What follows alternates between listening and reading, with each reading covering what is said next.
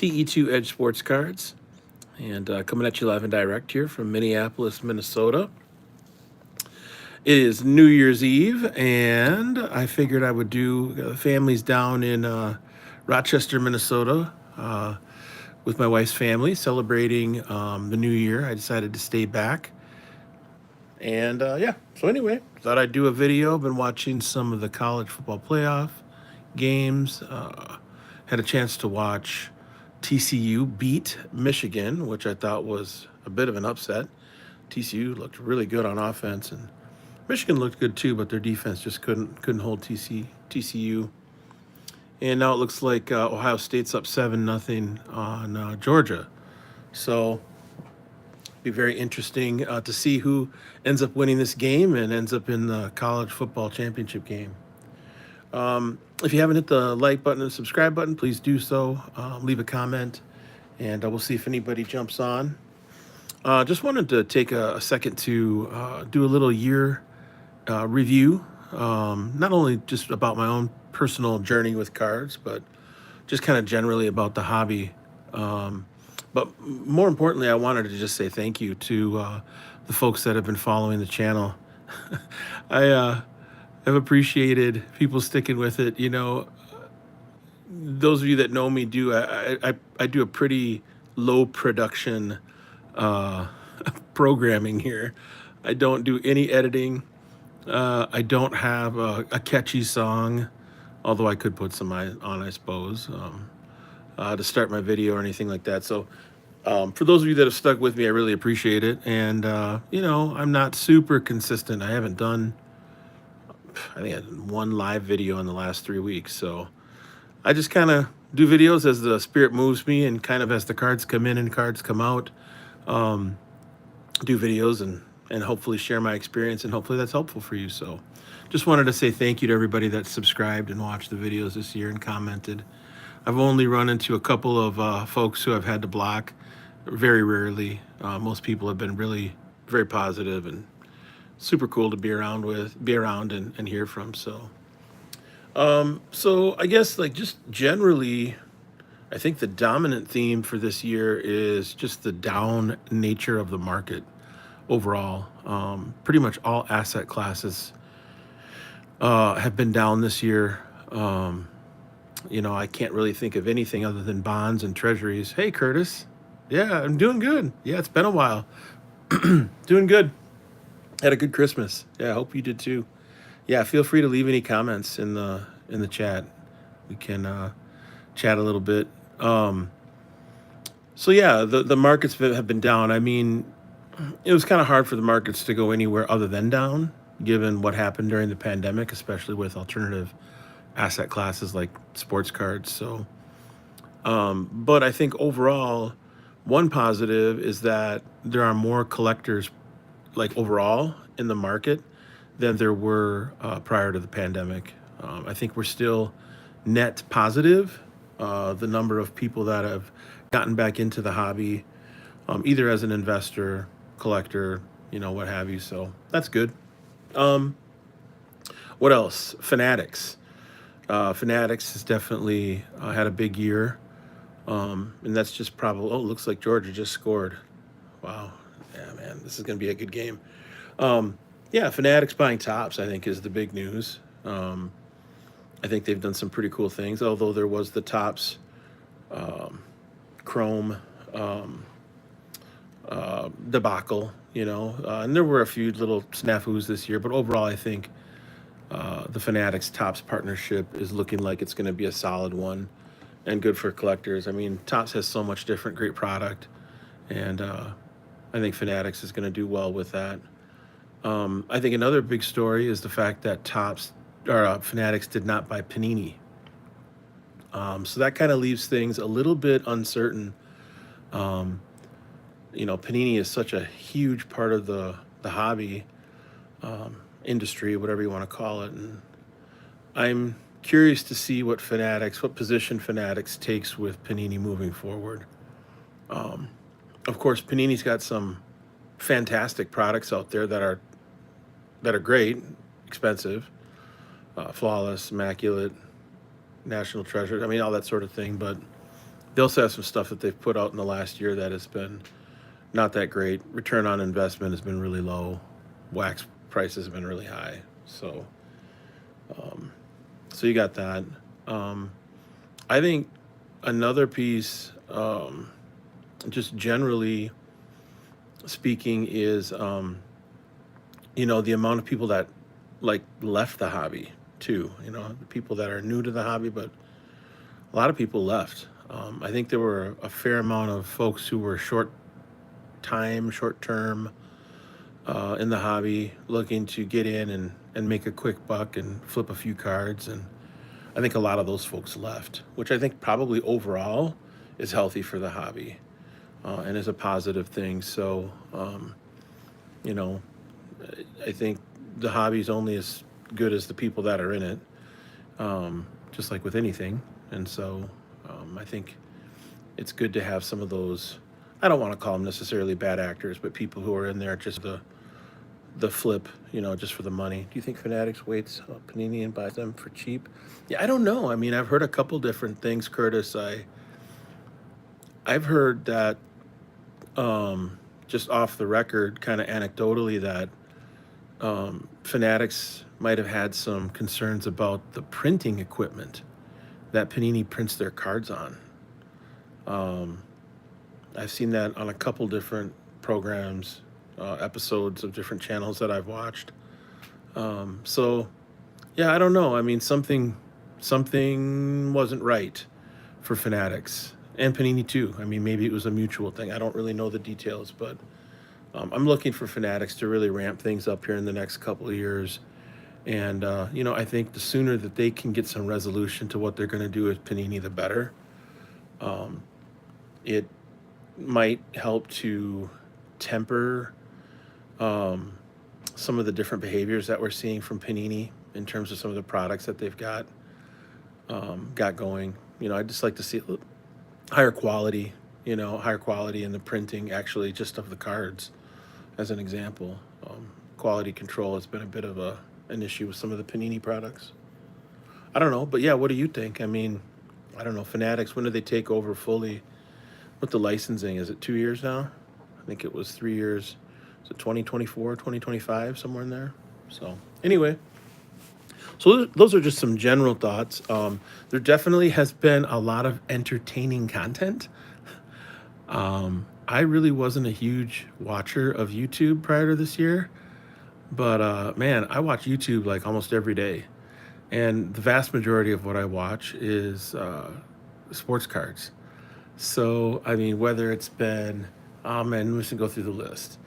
JMac, uh, Sports Card Anonymous, Sports Card Investor, uh, oh my God, Neo, Card Professor. I mean, Midlife. I mean, there's so many different content creators out there. Oh, Chris Sewell. I mean, I've learned so much from different content creators this year that I'm indebted, to the folks that have put stuff up on YouTube. It's been definitely a lot of fun to um, watch different people and their approach to how they engage with the hobby and engage with sports cards. I mean, it's just been amazing. Um, I never would have. Yeah, lots of drama right now. There is a lot of drama right now, and you know, I don't know. I think in some regards that's not healthy um, overall, and I've tried to stay clear of it. Not that you know I would get involved or anything like that, but um, yeah, there is a fair amount of drama right now, and some of it I think is justified, and some of it probably is a little less than justified. Um, the guys with Sports Card Radio, some people really can't stand them, and I know that just from my personal experience, when I first started watching, I would I would pass on watching their videos at the beginning of the year just because I felt like they were really kind of abrasive. Just the tone of their voices was just kind of loud and kind of grindy. Um, but over time, I've come to really appreciate their more investigative approach, almost like investigative journalism to the hobby. Um, and they have raised a lot of good things this year that needed to be raised. Sports cards really are an unregulated market. And when you don't have the state regulating any function of a market, you can see some corrupt behaviors that can really threaten the health of a market. Um, and you think of, like, say, the gas industry from the late 70s and the early to mid 80s. That was a very deregulated market, which in the late 1990s resulted in Enron, which wasn't good. Um, so I'm not saying that sports cards and the hobby should be regulated by the federal government. In fact, I'm opposed to that. But in lieu of not having any regulations, I think it's important to have players in the field like Sports Card Radio, um, AIH, and geez, I forget a number of them off the top of my head, but Deviation. I don't know if you've seen Deviation, but they did a piece recently on um, redemption cards and Panini reselling redemption cards, which I thought was, I couldn't believe it. I mean, it blew my mind that Panini could potentially be taking people's redemption cards, not fulfilling them, and then fulfilling them with the card that they're supposed to get, giving them a different card, and then reselling that. So, I mean, I don't know. I think it's good to have some watchdogs out in the hobby, um, because it really isn't a regulated market. So, and that drama um, sometimes can bring good attention and sometimes can bring bad attention. Um, for me, I just try and stay clear of it as much as possible. So that's kind of just generally, that's about 10 minutes, just general reflections on 2022. Um, yeah, you should watch it. Deviation Sports Cards. It's Deviation Sports Cards. I know Deviation. He did a piece in the last couple days about the redemption piece, and I don't know, man. It sounds pretty shady. If it's true. I mean, he makes a really good case, I have to say. Um, what else? Boy, everything's dropped. Baseball's down, basketball's down, football's down. Even vintage has recently gone down, but still, it's above where it was pre-pandemic.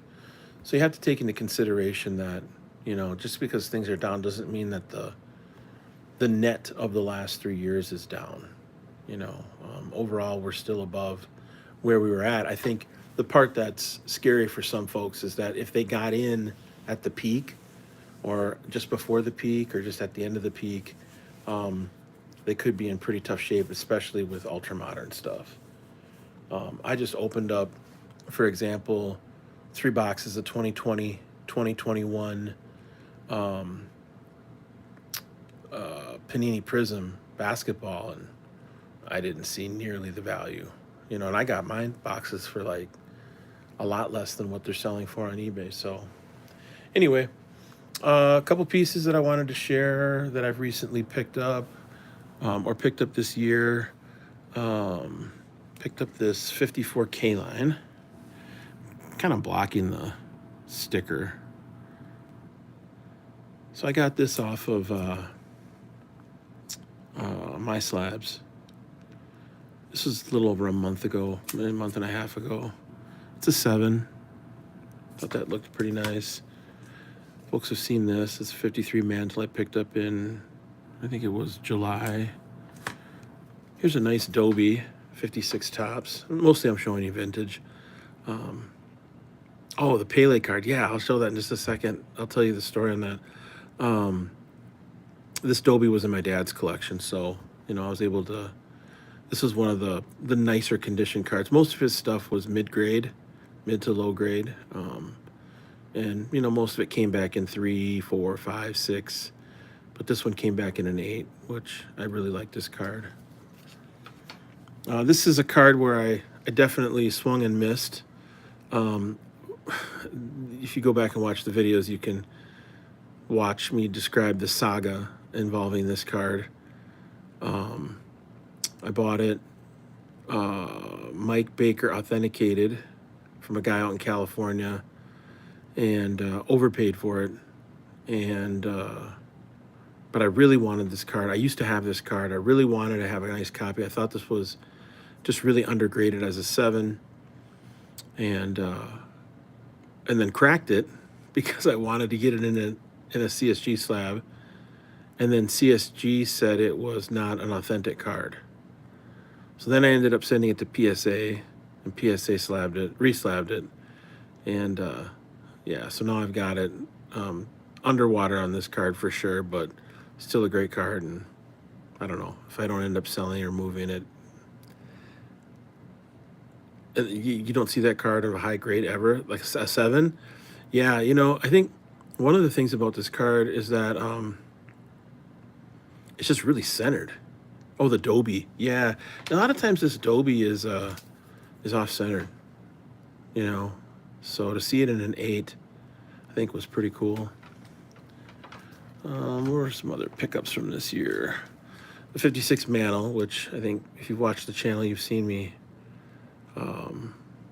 describe how I came across this card. I got this from, it was actually off of eBay from Burbank Sports Cards out in California, the Card Father. If you watched any of those YouTube videos.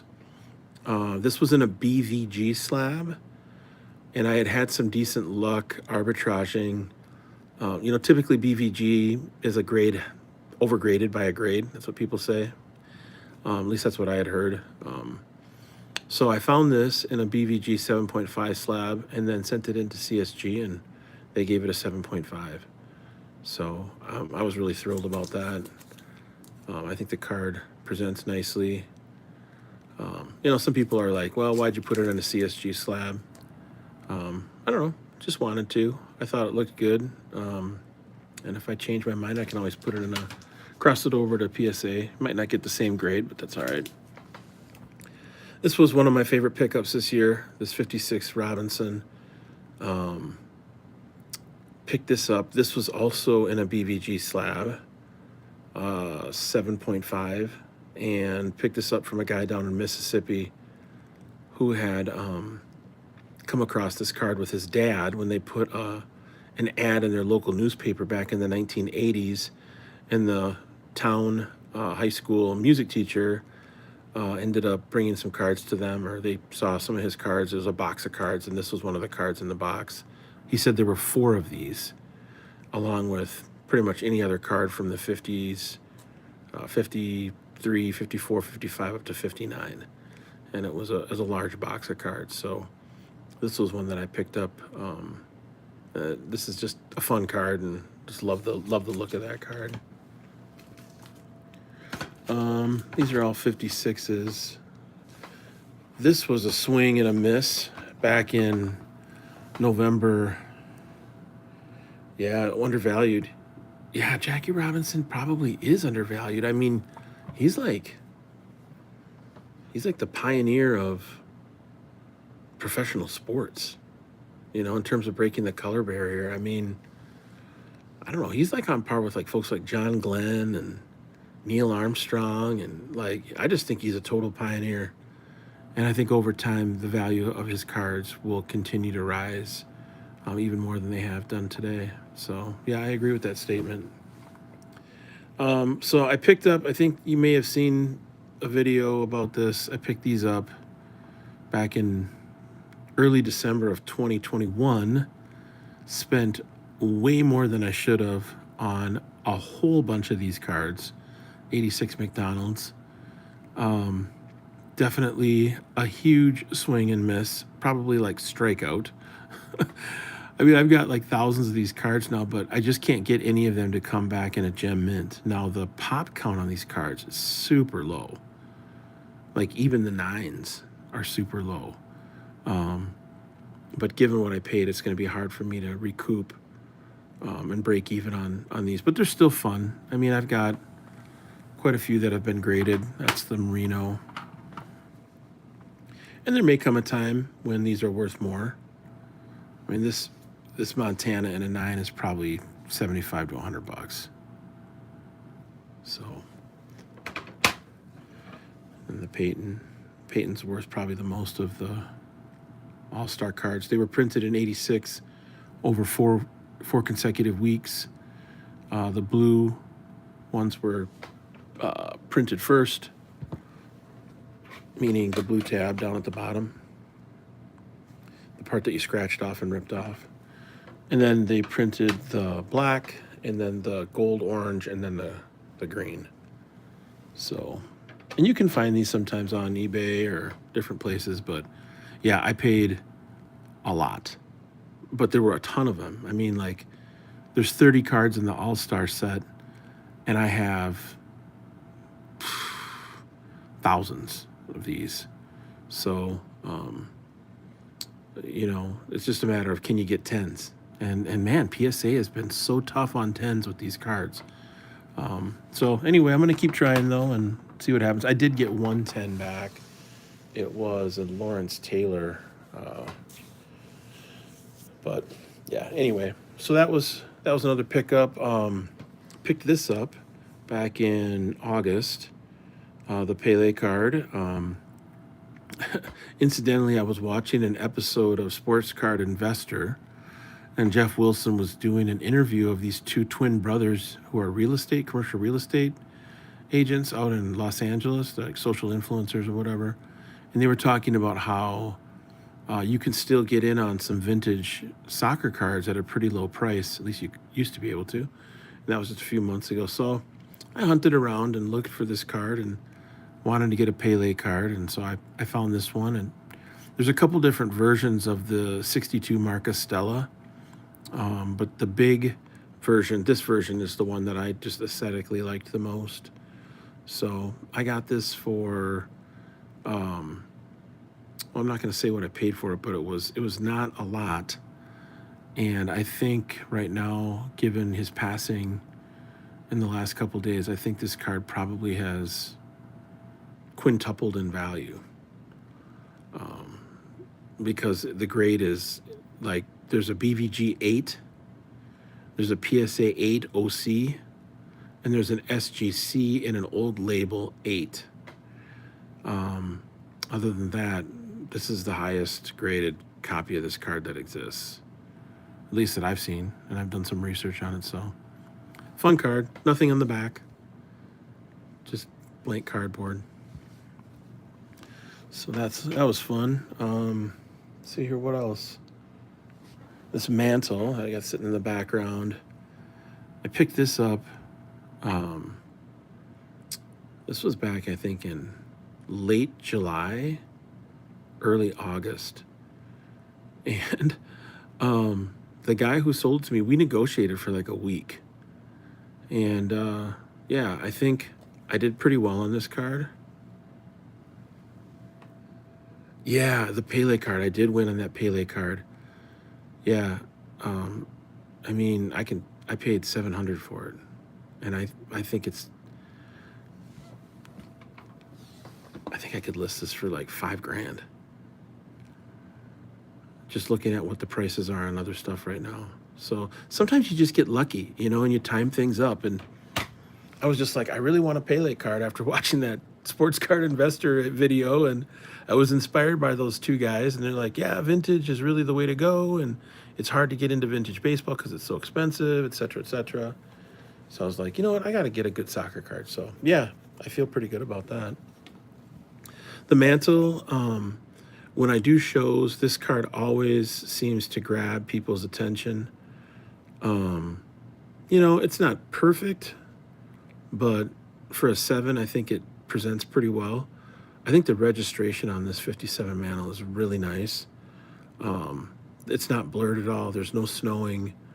Of course, the top to bottom is a little bit off, but overall the corners are nice and sharp. This one corner down here is a little tiny bit soft, but overall a nice card. I'm actually auctioning this card off right now on eBay. I want to pay off a little bit of debt on a credit card that I got, a business line of credit. So this is for sale on eBay. You can find me at RJP2532. There's a few other cards that I got for auction on eBay. These were from my dad's collection. So it's 58 Sport All-Star Williams. That's Williams' last card, along with the base. which is interesting because this is. Oh, I appreciate that, Curtis. Thank you. Yeah. No, I've been really fortunate. And the mantle cards are just, they're iconic. Mantle's just, I mean, yeah, his cards transcend the hobby in many ways. So this is Williams's last card, along with the 58 base. And then this is, incidentally, Musial's first Topps card, the 58 All-Star, because he didn't have a Topps card prior to this All-Star. And there's in a 58 base of Musial. The 59 base is the first base that he has in Topps. So put this up for auction. Mid-grade Willie Mays, 58. Musial wraps out 3,000th hit. Had he not been in the war for a few years, he probably would have gotten that 3,000th hit back in like 54, 55. There's a second-year Maris, the Philadelphia Athletics. And then here's that 59 Musial, which is the first base card of Musial. So that's some vintage. Let's take a look and see what's on this stack here. Got some cards that I've picked up. I got this one. This is an Issel rookie card. I had a 8.5 and a CSG slab of this, but I auctioned it off, and I should have kept it. God dang. Sometimes you'd make decisions with cards, and it's just like, man, I wish I wouldn't have done that. I auctioned it off on PWC. Oh, pulled a Bowman. I just pulled a Bowman dual pairings patch 1-5 Julio Reyes and Mars. Oh, nice. Congratulations, Bobo. That's fantastic. It's always nice to pull something fun out of wax. Yeah, congratulations. That's awesome. And thanks for watching this year, Curtis and Bobo. Really appreciate you too. You guys have been loyal supporters of the channel. The 71 Issel. So I had an 8.5 in this in a CSG slab. I auctioned it off back in April or March and didn't get nearly what it was worth. So this was the second one that I had of that. Actually, there were three. This is the one that I had slabbed with PSA. Here's a fun card. He's hurt right now, but I traded for this at a show. And people always ask about this card. It's an Optic rookie. This is the Giannis. I picked up the Artist Proof. Picked this up a while back. Not too long ago, about a month ago. I really wanted to have a nice Giannis piece in the collection. And the odds of hitting this card are ridiculously low. Oh, I appreciate that. Thank you, Curtis. Yeah, I tried it. I try. I mean, it's a low production outfit, so I don't have a comms person or a graphics person or anything like that does anything. So I just pretty much stick to the basics. Yeah, but I ran the numbers. You get one artist proof card per box. Each box has 500 cards in it. 10 jumbo packs with 50 cards per pack. You get one artist proof per box. There's 300 cards in the checklist, so that means there's 300 artist proof cards. So on average, you'd have to buy 300 boxes to get every single artist proof card. So the odds of hitting this card are really, really low. And I think it's an undervalued card right now because a lot of his other stuff, even though it's short printed from 2013, it's a higher pop count than this card. The pop count on this card as a Gem 10 is 18. Yeah, exactly. Yeah, it's ridiculous. One out of 56,000 packs. So I pulled a Steph Curry in the first box that I had. So I'm getting that graded. And then I bought another artist proof Steph Curry for $40 off of eBay. Somebody was just selling it. And I was like, oh my God, that's a super rare card. Again, it's one of those things where, Panini Hoops isn't at the same level of Panini Prism, but I don't know. I just love this card. I think it's a fantastic looking card. He just dropped 40 and 20 2 games in a row. The only two people that have done that are Wilt Chamberlain and Elgin Baylor. So Giannis just went 40 plus and 20 last night, and the night before he went 40 and 20. So he's a generational talent. I mean, there's no doubt about it. And he'll be right up there again for MVP this year, along with Luka and Jokic and those cats. Living in the Twin Cities, I definitely follow the Timberwolves, even though I was raised a Bucks fan. Definitely love the Wolves, and Anthony Edwards is my favorite Timberwolf player. This is a cool card. It's an immaculate. No, I'm sorry. It's National Treasures triple materials. So it's out of 99. And I think the thing that makes this very unique is that it's a Gem Mint 10. And these patches, these relic cards are really, really hard to gem. So this is a pop 1 of 1 that I picked up off of PWCC back in October. I think I paid like $300 for this. And I think it's probably worth maybe twice that. So how much did you pay compared? How much would it cost to pull? Oh, this? Oh, how much would it cost to okay. So you'd have to spend, well, if you figure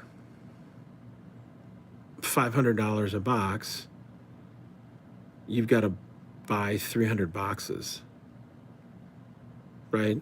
So that's $150,000, I think, right? 150,000 to buy 300 boxes of hoops, the jumbo packs at $500 a box. So, and I mean, and there's no guarantee you'd get it. I mean, you'd hope you'd get it if you bought 300 boxes. I mean, you get 300 of these, you'd think you'd get at least one Giannis, but who knows? I like LaMelo Ball. I know he got hurt in the preseason and then was out for like 18 games, but I think, the Edwards, yeah, this Edwards is a nice card, man. I'm telling you, it's a pop 1. I mean, there's 99 of these, but I haven't seen any other ones of these that have been Gem and 10. This is a fun card, not worth a ton. I just like it. It's a Panini Revolution. Another LaMelo. Just a Donruss. Seems like I'm showing all PSA. This is a great card. Immaculate Collection, Initiation Ink, Edwards. Mint 9, but the autograph is a 10. Got this off of PWCC. So, well, anyway, I feel bad that I haven't shown any football cards. So I'll show a few here. 1981 Mark Gastineau, CSG 7. It's not always about what the cards are worth. Sometimes it's just fun to have a card. It's a Lofton rookie. I thought it was going to come back as a 7.5 or an 8. Came back as a 4. No idea why. Oh, yep, there's a crease up there. That's why. So Jake Scott, a nice safety for the Dolphins. Pulled that out of a 5,000 count bin box. It's an LT rookie and a 7. Here's a classic, the Boz. So anyway, well, I thought I'd just do this video. I wanted to just share a little bit, some highlights, and who do you guys think will have better career, LaMelo or Edwards?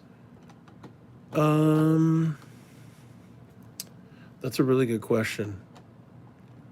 I don't know. I'm not sure. Edwards or LaMelo? That's tough. I mean, Charlotte's not really that good. The market's relatively small. I don't know. It's a good question. I think Edwards is probably a little bit further ahead as a scorer, but Melo's averaging like 20, 5 and 5, which really isn't that much less than what Edwards has done this year so far. So I think it's a toss-up. I think you could do well on either one. I think their cards are, like, some of their base cards are really cheap right now, so not a bad time to not a bad time to get in on that action. All right, well, I think I'm gonna call it. Appreciate everybody watching, checking in. Thank you, Curtis, as always. Appreciate you, brother. Hope you've been feeling well, and sending positive vibes and blessings your way for sure. And yeah, hope everybody has a great new year. And let's see what happens tomorrow with the Packers Vikings game. Maybe the Packers can pull out a win. Never know. All right, take care. Peace out. One love.